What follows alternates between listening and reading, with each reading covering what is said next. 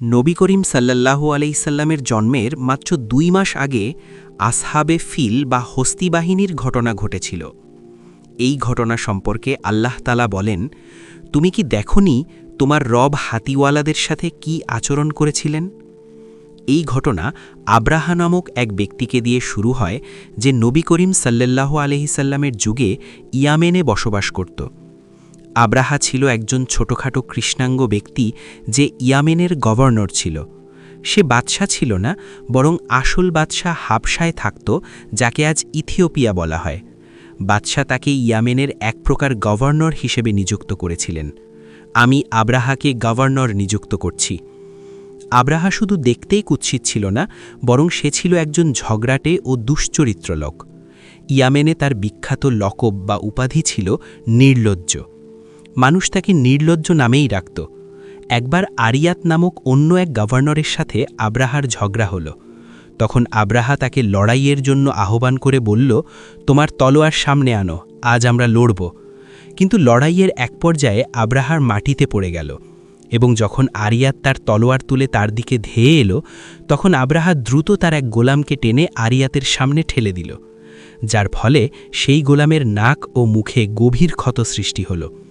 এরপর আব্রাহা তার এক রক্ষীকে ডাকল, যে এসে আরিয়াতকে হত্যা করল। এই ঘটনা যখন লোকমুখে ছড়িয়ে পড়ল, তখন আব্রাহা ভীত হয়ে পড়ল যে বাদশাহ হয়তো এই ধরনের কর্মকাণ্ডের কারণে তার পদ কেড়ে নেবেন। সে দ্রুত ইথিওপিয়ার বাদশাকে একটি চিঠি লিখল, যে আসলে আরিয়াত তোমার বিরুদ্ধে বিদ্রোহ করতে চেয়েছিল, আমি তো তাকে বাধা দিতে গিয়েছিলাম। তারপর সেই চিঠির সাথে আব্রাহা ইয়ামেন এবং সুদান উভয় অঞ্চলের মাটি ভরে বাদশার কাছে পাঠাল, যার প্রতীকী অর্থ ছিল, আমরা আপনার পায়ের ধুলো। এই ধরনের দাসত্বমূলক আনুগত্য দেখে বাদশাহ আব্রাহাকে ক্ষমা করে দিলেন।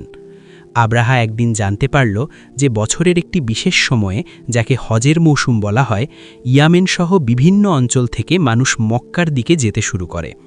আব্রাহার মনে কৌতূহল জাগল।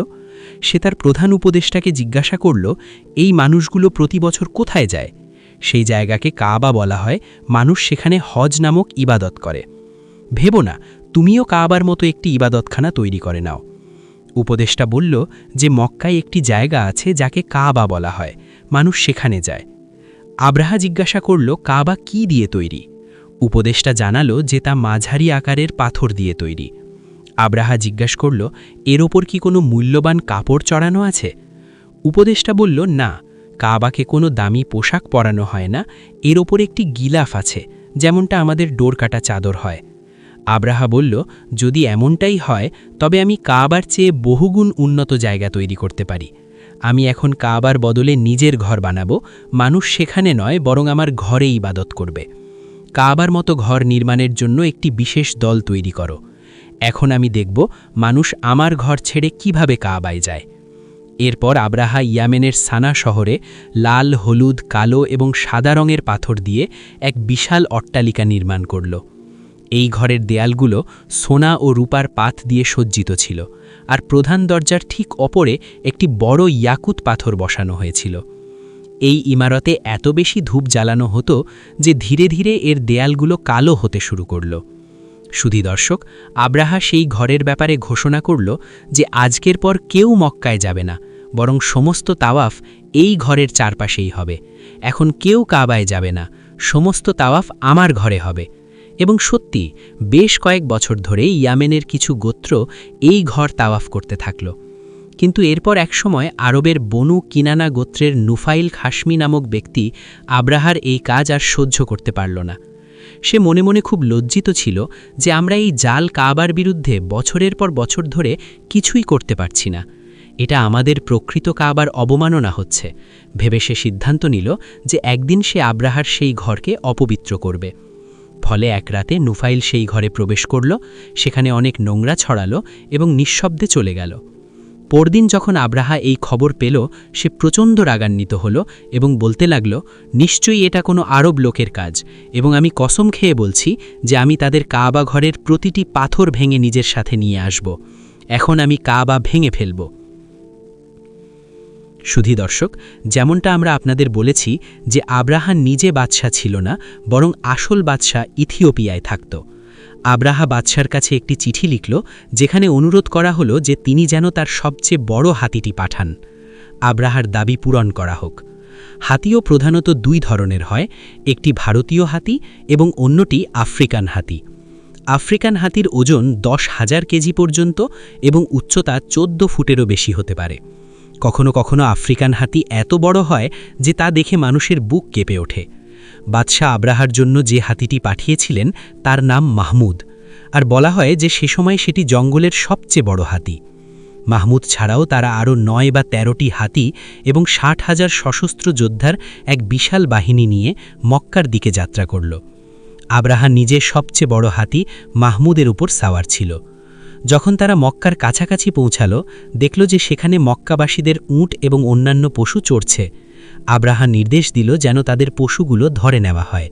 সেই পশুগুলোর মধ্যে নবী করিম সাল্লাল্লাহু আলাইহি সাল্লামের দাদা আব্দুল মুত্তালিবের উটও ছিল।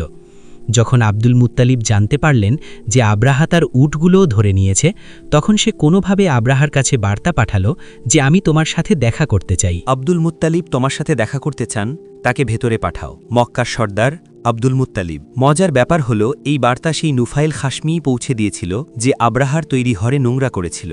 নুফাইল আব্রাহাকে জানাল যে এই শহরে সবচেয়ে বড় সর্দার হল আব্দুল মুত্তালিব এবং সে তোমার সাথে দেখা করতে চায়। আমি শুনেছি আপনি আমার উটগুলো কবজা করেছেন। হ্যাঁ, তোমার উট আমার কাছে আছে। আমি ভেবেছিলাম তুমি কাবার ব্যাপারে চিন্তিত হবে। আব্দুল মুত্তালিব বললেন, আমি শুধু চাই আপনি আমার উটগুলো আমাকে ফেরত দিন। আমার উট ফেরত দাও, বাকিটা তুমি আর কাবার মালিক জানেন।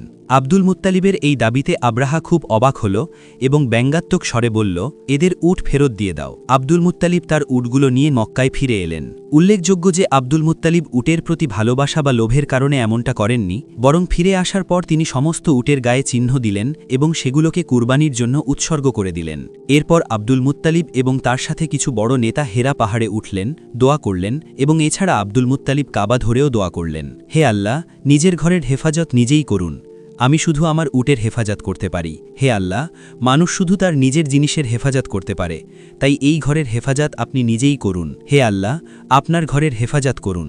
হে আল্লাহ, আমাদের লজ্জিত করবেন না। পরদিন সকালে আব্রাহা আবারও তার হাতিদের নিয়ে মক্কার দিকে রওনা হল, কিন্তু সন্ধ্যার সময় যখন তারা মক্কার কাছে পৌঁছাল, আব্রাহার সমস্ত হাতি বসে পড়ল এবং নড়াচড়া করতে পারল না। হাতির মাহুতরা তাদের জোয়ে আঘাত করছিল এবং তাদের মদও পান করাচ্ছিল, কিন্তু সেই হাতিগুলো তাদের জায়গা থেকে উঠল না। সন্ধ্যা হলেও আকাশে হালকা আলো ছিল এবং তারা দেখল যে আকাশ সমুদ্রের দিক থেকে হঠাৎ কালো হয়ে আসছে। সুধী দর্শক, আকাশ হঠাৎ কালো হয়ে যাওয়ায় আব্রাহা বেশ চিন্তিত হল, কিন্তু সে হাতিদের তোলার চেষ্টা চালিয়ে গেল। অন্ধকার বাড়ছিল এবং কয়েক মিনিটের মধ্যেই পরিষ্কার হয়ে গেল যে এই অন্ধকার আসলে কি। লাখো ছোট ছোট পাখি দ্রুত উড়ে আসছিল এবং প্রতিটি পাখির কাছে 3টি করে পাথর ছিল। 2টি পাথর তার পাঞ্জায় এবং 1টি পাথর তার ঠোঁটে। বাহিনী মক্কার দিকে আসছে। ওটা কি? পাখি। আল্লাহু আকবার! পালাও, সাহায্য করো। যার গায়ে এই পাথর লাগত তার শরীর তৎক্ষণাৎ টুকরো টুকরো হয়ে যেত।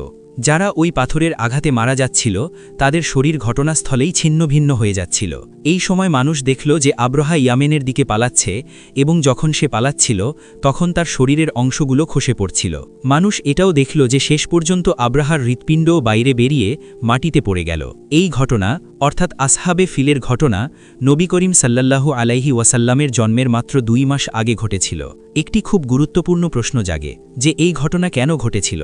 এর 2টি প্রধান কারণ আছে। প্রথমটি হলো এই ঘটনাটি ছিল এই কথার প্রতীক যে নবী করিম সাল্লাল্লাহু আলাইহি ওয়াসাল্লাম এই বছর অর্থাৎ হস্তি বাহিনীর বছরেই জন্মগ্রহণ করেছিলেন। দ্বিতীয় কারণটি হলো আব্রাহা ইথিওপিয়ান চার্চের অনুসারী ছিল এবং ইথিওপিয়ান চার্চ খ্রিস্টধর্মের প্রাচীনতম ফিরকা। আব্রাহার রোমান সাম্রাজ্যের সাথেও খুব গভীর সম্পর্ক ছিল। এত বড় ঘটনার খবর দ্রুত রোমান সাম্রাজ্য পর্যন্ত পৌঁছে গেল। আর পারস্য সাম্রাজ্য যেহেতু আব্রাহা এবং রোমান সাম্রাজ্য উভয়েরই শত্রু ছিল, তাই তারা প্রতিটি খবরের ওপর নজর রাখত।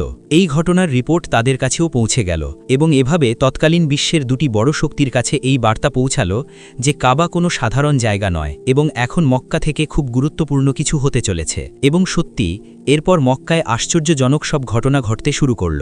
নবী করিম সাল্লাল্লাহু আলাইহি ওয়াসাল্লামের জন্মের আগে অনেক মানুষ ছিল যারা জানত যে মক্কায় কিছু হতে চলেছে এবং কি হতে চলেছে।